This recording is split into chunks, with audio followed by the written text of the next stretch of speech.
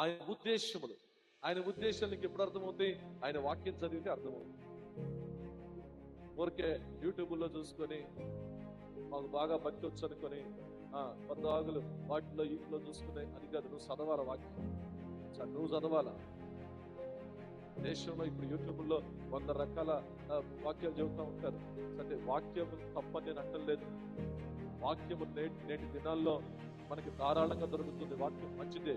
ఇక వాక్యం దొరుకుతున్న దినాల్లో నువ్వు వాక్యం చదవటం మానేసావు. తెలుసా నీకు ఆ విషయం? నీకు తెలియకుండానే నువ్వు వాక్యం చదవటం మానేసావు, వాక్యాన్ని ధ్యానించడం మానేసావు. నీకు అనుకుంటున్నావు నాకంతా తెలుసని. బుద్ధిహీనులు వాళ్ళు, తెలుసా? ఆయన ఉద్దేశములు, ఆయన ఉద్దేశం నీకు ఎప్పుడు అర్థమవుతుంది? ఆయన వాక్యం చదివితే అర్థమవుతుంది.